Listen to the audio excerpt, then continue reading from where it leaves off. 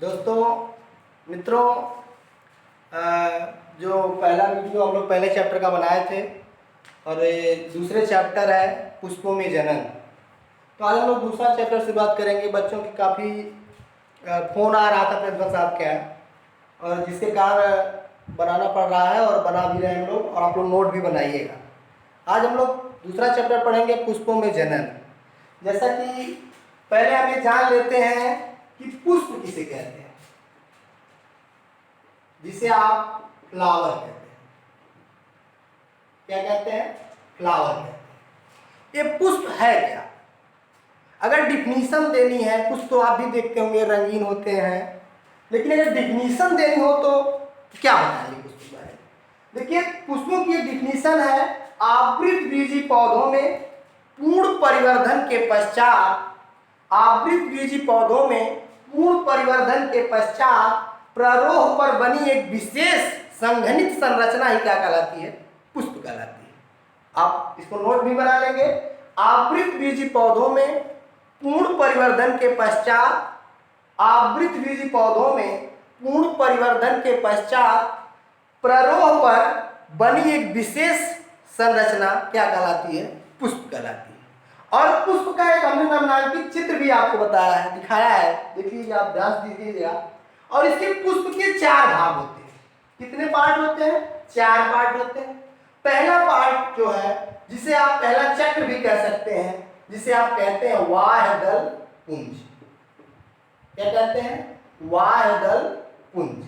ठीक है। इसे वाह्यदल पुंज का कार्य क्या है? सबसे बड़ा कार्य वाह्यदल पुंज का है, ये पुष्प में आप देख रहे हैं ये वाला भाग, ये वाले भाग को ही क्या कहते हैं? ये पुष्प कहते हैं। ये वाला भाग थोड़ा सा इसको झुका लेंगे, देखिए दिखाई दे रहा हो। इसे कहते हैं वाह्यदल पुंज। और वाह्यदल पुंज करता क्या है? सभी दलों को, पुष्प के सभी भागों को बांध के रखता है, और यह तब तक नहीं हटता, यह तब तक इनकी सहायता करता है, सुरक्षा करता है पुष्प का, कि जब तक पुष्प पूरी तरह से डिजॉल्व ना हो जाए। तो इसका काम क्या है? वाह्यदल पुंज का सुरक्षा करना। इसका काम क्या है? सुरक्षा करना। और इसका निर्माण कैसे होता है? इसका निर्माण वाह्यदलों से होता है। किससे होता है? वाह्यदलों से होता है। आप इसके पुष्प में देखेंगे, ये गुड़हल का पुष्प आप देख ही रहे हैं। इसका ये भाग जो है, ये वाला भाग आप देख रहे हैं, ये वाला भाग क्या कहलाता है? ये वाला भाग जो है, यही वाह्यदल पुंज कहलाता है। क्या कहलाता है? वाह्यदल पुंज कहलाता है। और ये कर क्या रहा है? देख रहे हैं, सभी मैंने बताया कि ये सभी पुष्पों की क्या करता है? सुरक्षा करता है। देख रहे होंगे ध्यान से आप, ये देख रहे हैं, ये सभी पुष्पों की क्या करता है? सुरक्षा करता है। और ये सभी दलों को बांध के रखता है। क्या काम करता है? बांध के रखता है। और इसका निर्माण कैसे हुआ है? वाह्यदलों से मिलकर हुआ है। देख रहे हैं ना, इसकी संख्या चारों तरफ से कवर्ड किया हुआ है, और इसका काम है सुरक्षा प्रदान करना। ठीक है। और दूसरा भाग है इसका, दूसरा भाग है दल पुंज। इसका क्या नाम है? दल पुंज। और इसका निर्माण जो है दलों से होता है। किससे होता है? ये वाह्यदल है, देख रहे हैं, किससे होता है? दलों से होता है। आप 11वीं की क्लास में जो आपको बताया गया होगा, जब आप फैमिली पढ़े होंगे, तो वहां आपको दलों की संख्या, पुमंग की संख्या, वाह्यदल की संख्या, इस पुष्प सूत्र बताए गए होंगे। उसमें आपको दल पुंज, दल और पुष्प, वाह्यदल, पुष्प के सारा डिटेल से आप परिचर्चा किए होंगे। ठीक है। तो उस समय आप समझे होंगे। तो मैं बता रहा था कि दल पुंज का कार्य क्या है? दल पुंज जो होता है, इसी में एंथोसायनिन नामक एक वर्णक पदार्थ पाया जाता है। एंथोसायनिन वर्णक के कारण ही पुष्प कैसे होते हैं? रंगीन। देख रहे हैं। और इसका कार्य क्या है एंथोसायनिन का? सभी कीटों को अपनी तरफ क्या करना? आकर्षित करना, जिसके कारण सभी कीट इसी एंथोसायनिन पाए जाने के कारण दल पुंज जो होता है रंगीन होता है, नीला, पीला, हरा, गुलाबी, जैसे कि आप देख रहे हैं, ये आपको गुड़हल का रेड दिखाई दे रहा है। एंथोसायनिन कारण, किसके कारण? एंथोसायनिन कारण। एक कैसा होता है दल पुंज? रंगीन होता है, और रंगीन होने के कारण कीट जो है आकर्षित होता है। ठीक है। और इसका निर्माण कैसे होता है दल पुंज का? दल पुंज का निर्माण दल से होता है। ठीक। और तीसरा इसका भाग है पुमंग। क्या है? पुमंग, जिसका निर्माण पुंकेसर से होता है। किससे होता है? पुंकेसर से होता है। यह पुमंग भाग आप देख रहे हैं, देख रहे हैं, जिसमें परागकोश और पुतंत्र भी लगे हुए हैं। और ये किस कैसा भाग है? ये पुष्प का कौन सा भाग है? नर भाग है। इसका मतलब यह है कि पुष्पों में जनन जो होता है उसमें नर भाग और मादा भाग भी पाया जाता है। क्योंकि आप धरती पर, जब मैंने पहला चैप्टर आपको बताया था, उस दरमियान बताया था कि संसार में धरती पर जितने भी जीव हैं सब क्या करते हैं? जो सजीव है वह जन्म करता है। तो पेड़ पौधे आपके क्या है? सजीव है। तो इसका मतलब यह है कि ये भी जन्म करते हैं। तो जाहिर सी बात है कि पुष्प में भी जननांग पाए जाते हैं, जिसे आप पुमंग या एंड्रोसियम कहते हैं। उसी को आप कौन सा भाग कहते हैं? नर भाग कहते हैं। और इस नर भाग में ही, इस पुमंग में ही, इस पुमंग भाग को ही नर का जनन चक्र भी कहा जाता है। आप कई कई बुक में देखेंगे और अन्य जगह भी देखेंगे तो वहां वाह दल की डिफिनीशन मिलेगी कि पुष्प का यह प्रथम चक्र है, इसका निर्माण वाहदल से होता है, यह पुष्पों का क्या करता है? सुरक्षा करता है। समझ गए? नोट भी बनाए होंगे आप। दूसरा जो भाग है पुष्प का, इसे आप इस तरीके से भी नोट में लिख सकते हैं कि यह पुष्प का चौथा चक्र है, दूसरा चक्र है। और किसका निर्माण करता है? किससे इसका निर्माण हुआ है? दल पुंजों से हुआ है, सॉरी दल से होता है। और इसमें, इस दल पुंज में क्या पाया जाता है? एंथोसायनिन नामक वर्णक पाया जाता है, जिसके कारण पुष्प क्या होता है? आकर्षित करता है किसको? कीटों को। तीसरा भाग पुमंग है। इसका निर्माण पुंकेसर से होता है और इसे पुष्प का नर जनन चक्र भी कहते हैं। लेकिन पुष्प का यह तीसरा चक्र है। चौथा चक्र या चौथा भाग समझ लीजिए, जिसे आप कहते हैं जयांग। क्या कहते हैं? जयांग, जिसे इंग्लिश में कहते हैं गाइनोसियम। यह पुष्प का मादा भाग है। और कौन सा भाग है? मादा भाग है। और इसका निर्माण अंडक से होता है। अगर डिफिनीशन देनी हो कि जयांग क्या है तो आप लिखेंगे यह पुष्प का चौथा चक्र है या अंतिम चक्र है, जिसे जयांग कहते हैं। और इसका निर्माण अंडक से होता है। यह पुष्प का मादा जनन चक्र कहलाता है।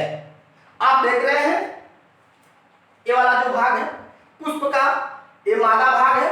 इसी पूरे भाग को क्या कहते हैं? जयांग कहते हैं। इस अंडाशय, वर्तिका और पुष्पासन से लेकर के पुष्पासन से ऊपर वर्तिका और अंडाशय किसके भाग है? ये मादा भाग। यहां आप लिख सकते हैं इस तरीके से। पुष्प का कैसा भाग है? मादा भाग। और इसी मादा भाग में ही वर्तिका और अंडाशय पाए जाते हैं। और इसी अंडाशय के सहारे आप देख रहे हैं जो आप परागकोश, सॉरी जो ये परागकण है, इसी पर आकर फ्यूज करते हैं, यहीं से निषेचित होते हैं और आकर के कहां पहुंच जाते हैं? अंडाशय में पहुंच जाते हैं, जिससे पुनः बीजों का निर्माण प्रारंभ हो जाता है। यही भाग, इसी अंडाशय में ही क्या हो जाता है? वो निषेचित हुआ अंडा यहीं आकर के बीजों का निर्माण प्रारंभ कर देगा। मैं आपको पुष्प के भाग को तोड़कर दिखाना चाहूंगा। इसे आप देखेंगे जब इसके एक एक भाग को निकालेंगे इस तरीके से। ये क्या है? दलपुंज है। कौन सा भाग है? ये दलपुंज है। कैसा भाग है? दलपुंज है। और ये परागकण है, इसे आप नर भाग कहे हैं। ये क्या है? पुंकेसर है। और इस पराग नली द्वारा ही परागकण अंदर जाते हैं। कहां अंदर पहुंचेंगे? पुष्प के कौन से चक्र में? जयांग में। और जयांग में जब पहुंचेंगे इसे आप निकाल देंगे। ये क्या है? ये दलपुंज है। क्या है? वाह दलपुंज है। और ये वाह दलपुंज करता क्या है? सुरक्षा करता है। इसे जब आप देख रहे होंगे अच्छी तरह से, इसी बीच में ही इसे आप निकालेंगे नीडल की सहायता से। आप प्रैक्टिकल वगैरह हम देखते होंगे, देखेंगे धागे जैसी संरचना मिलेगी। और इस पराग नली को आप देखेंगे, इसमें एक छिद्र पाया जाता है। ध्यान से देखेंगे, ये धागे जैसी संरचना आपको दिखाई दे रही होगी। बहुत बहुत बारीक दिखाई देता है। चिमटी देखिएगा इसमें, ठीक है? धागे जैसी एकदम संरचना इसी में लगी हुई मिलेगी आप देखिए, ठीक है? और इसी से पराग होता हुआ कहाँ आता है? जयांग पर आता है। जयांग में कौन है? इसी भाग में अंडाशय लगा हुआ है। और इसी अंडाशय में निषेचन के बाद आकर के किसका निर्माण होता है? बीज में। आज ही आप अपने घर पे गुड़हल लीजिएगा, जो थोड़ा सा मेच्योर हो, उसको आप निकालेंगे या फोड़ेंगे, देखेंगे दाने, इसमें दानेदार बीज दिखाई देंगे। आप नंगी आंखों से देख सकते हैं या खुद देख लीजिएगा घर पे, ठीक है। तो ये रहा पुष्प का भाग और पुष्पों के बारे में। यह दलपुंज, वाय दलपुंज, इसे पुष्पवृंत कहते हैं। पुष्पवृंत का जो भाग होता है, जैसे मान लीजिएगा यहाँ से पुष्प लग रहा होगा, ये नया पुष्प तैयार हो रहा है, इस वाले भाग को क्या कहते हैं? पुष्पवृंत कहते हैं।